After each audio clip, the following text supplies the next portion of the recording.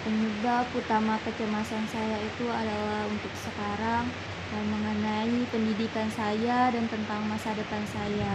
Nah, kalau untuk sekarang itu, saya sedang merasa takut dengan nilai IPK saya saat ini.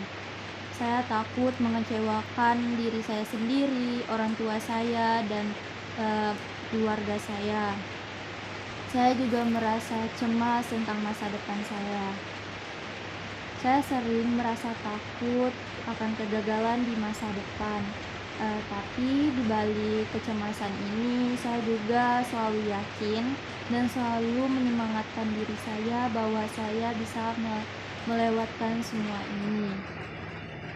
Nah, di balik rasa kecemasan saya, di balik rasa takut saya, eh, saya saya selalu eh, menganggap rasa cemas itu sebagai suatu proses dalam mencapai masa depan yang indah di masa kuliah ini. Nah, untuk kecemasan akademik, saya selalu rasakan cukup berpengaruh tentang kinerja saya di kelas maupun dalam menyelesaikan tugas. Salah satu sumber utama kecemasan saya adalah pendidikan dan masa depan saya. Khususnya saya terkait mengenai nilai IPK saat ini yang sedang saya jalani saat ini. Ketika memikirkan nilai dan pencapaian akademik, saya sering merasa tertekan karena takut hasil yang saya peroleh tidak sesuai dengan harapan orang tua saya dan harapan saya sendiri. Nah, tekanan ini sering membuat saya sulit fokus saat di perkuliahan. Nah, pikiran saya juga sering teralihkan oleh kekhawatiran itu karena saya takut nilai saya untuk kegagalan, sehingga saya tidak selalu dapat menyerap materi secara maksimal. Tapi saya selalu pastikan kalau udah pulang itu saya selalu melanjutkan materi itu agar lebih paham lagi. Kecemasan juga kadang membuat saya menunda pekerjaan karena saya merasa takut hasilnya tidak sempurna. Namun di sisi lain, tekanan tersebut juga mendorong saya untuk berusaha lebih keras karena saya menyadari bahwa pendidikan merupakan bagian penting dari proses menuju masa depan yang saya impikan. Sejak saya merasakan kecemasan akademik, terdapat beberapa perubahan dalam pola hidup saya.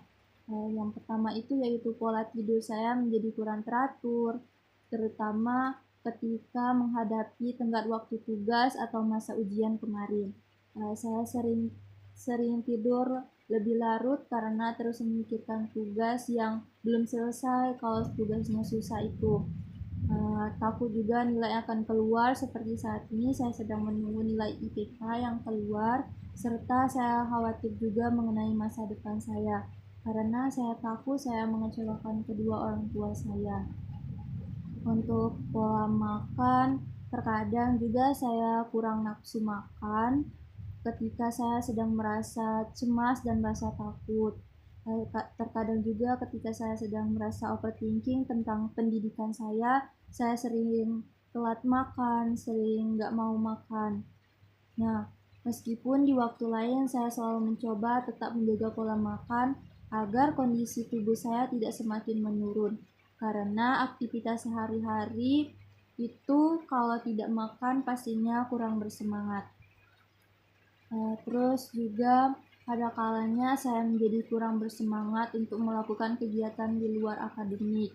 Namun, saya selalu berusaha menyadari hal ini karena menurut saya kalau saya tidak bersemangat di luar akademik itu akan merugikan diri saya sendiri. Untuk dukungan dari lingkungan sekitar sebenarnya ada, meskipun terkadang saya belum sepenuhnya terbuka dalam menyampaikan apa yang saya rasakan, terutama keluarga seperti orang tua saya. Orang tua saya selalu menjadi salah satu sumber motivasi terbesar saya, karena di sini saya anak perempuan pertama. Jadi saya di sini akan membuktikan kepada kedua orang tua saya bisa. Meskipun saya sering merasa takut mengecewakan mereka, saya juga tahu bahwa mereka menginginkan yang terbaik untuk saya dan selalu mendukung pendidikan saya. Dan juga selain dari keluarga, teman-teman dekat saya juga memberikan dukungan baik melalui motivasi juga, seperti menyemangatkan saya kalau saya cerita tentang tugas saya yang banyak. Untuk menghadapi itu, ketika saya menghadapi tugas atau ujian dengan tenggat waktu yang ketat, perasaan yang paling sering muncul adalah rasa cemas dan takut tidak mampu memenuhi ekspektasi.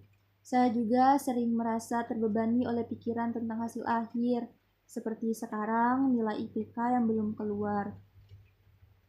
Namun di balik rasa cemas tersebut, saya juga merasakan adanya dorongan untuk tetap berusaha dan tidak menyerah.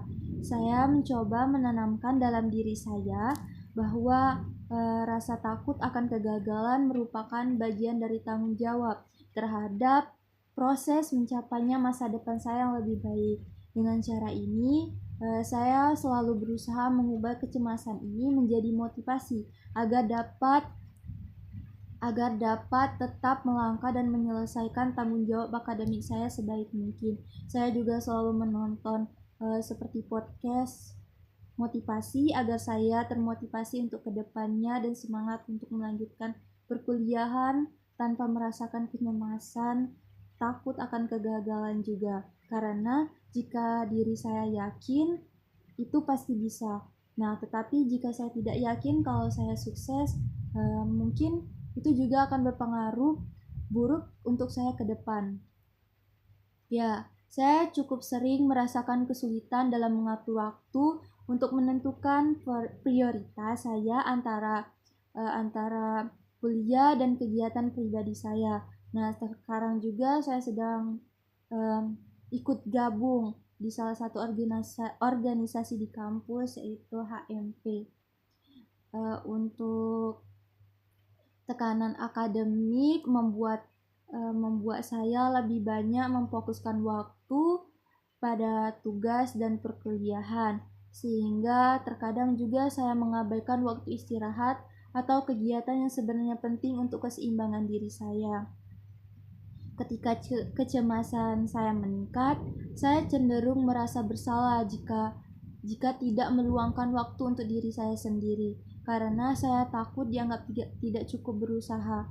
Namun seiringnya waktu, saya mulai menyadari bahwa manajemen waktu yang baik bukan hanya tentang pelajaran terus-menerus, tetapi juga tentang memberikan ruang istirahat dan refleksi terhadap diri saya, seperti healing, jalan-jalan seperti itu. Nah, untuk kesadaran ini membantu saya perlahan belajar menyusun prioritas yang lebih sehat antara kewajiban akademik dan kebutuhan pribadi saya. Untuk bertanya kepada dosen, mungkin saya pernah merasa cemas untuk bertanya kepada dosen dan merasa takut untuk pertanyaan saya, kalau pertanyaan saya itu salah, seperti itu.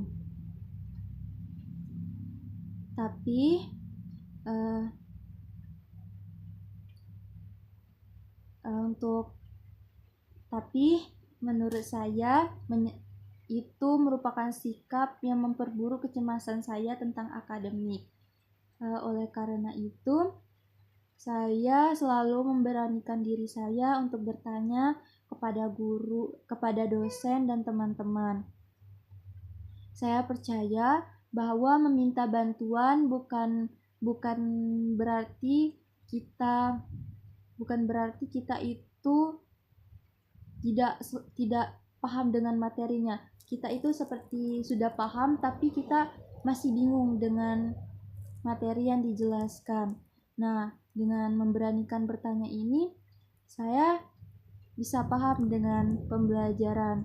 Nah, Karena dengan langkah kecil ini saya berusaha membangun kepercayaan diri dan mengurangi kecemasan saya yang saya rasakan di dunia akademik ini.